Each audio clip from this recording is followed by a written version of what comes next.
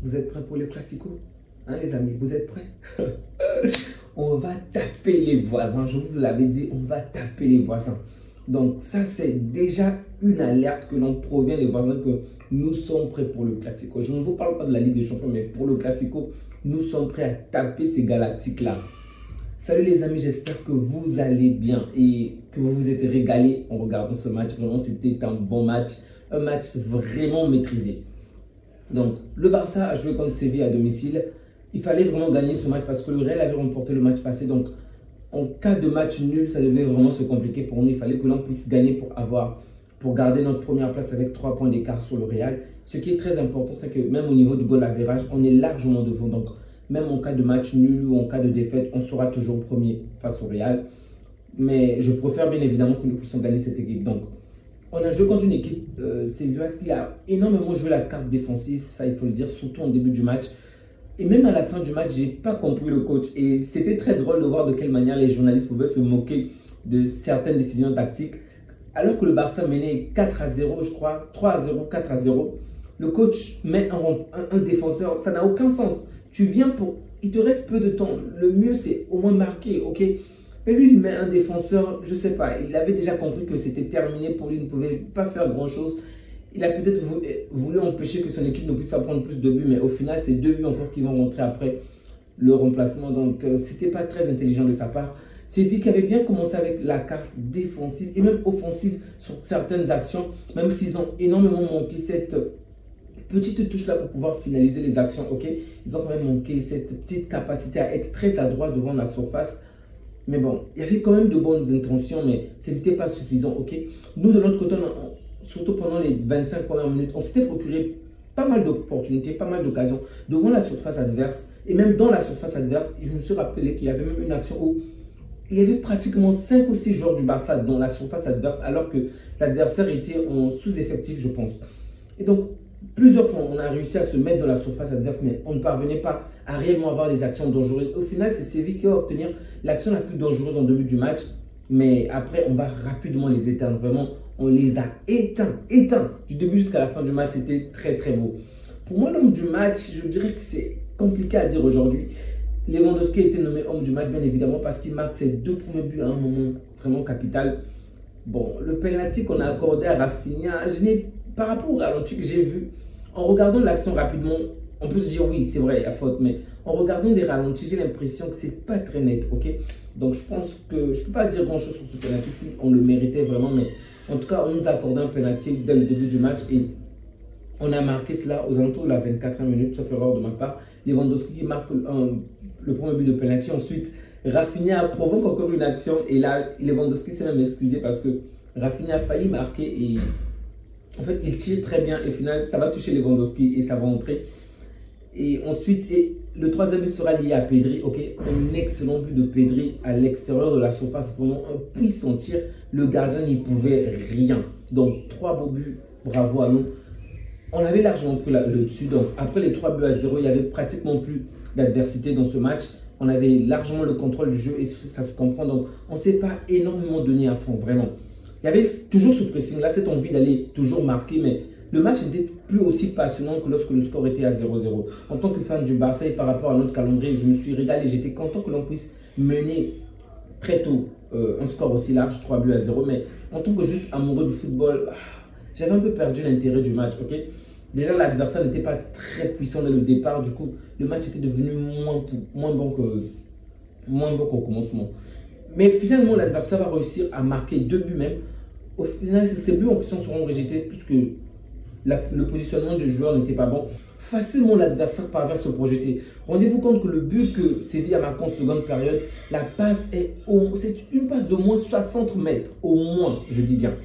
En fait, facilement, on se retrouve dans notre dos et rapidement, l'adversaire peut se retrouver face au gardien adverse. Aujourd'hui, une fois encore, on a très bien joué ce positionnement-là. Du coup, l'adversaire se retrouvait facilement hors jeu. Mais face à des bons joueurs comme Kane, comme Mbappé, Vinicius, qui savent quand même assez bien se positionner, on peut vraiment avoir du souci. Je comprends Flick dans le sens où il accepte ce risque-là. Il est au courant qu'il y a un énorme risque, ok? Jouer autant en avant, c'est vraiment dangereux pour nous. Mais si De l'autre côté, notre équipe peut marquer beaucoup plus de buts que l'adversaire. Ok, c'est un risque à accepter parce que prendre un but aujourd'hui, prenons le cas d'aujourd'hui, évidemment que les scénarios ne seront toujours pas les mêmes, mais si jamais l'adversaire parvient à marquer un but et de notre côté on parvient à marquer 3, 4 buts, ok, le risque sera acceptable, ok, parce que l'apport sera plus important. Mais si le risque devient plus important que l'apport, alors là, ça devient dangereux. Jusque-là, nos attaquants sont les joueurs les plus performants de l'Europe. Ok, il faut le dire, on a plus de 32 buts en 10 matchs. Ce qui est très important, c'est immense, c'est beaucoup en fait.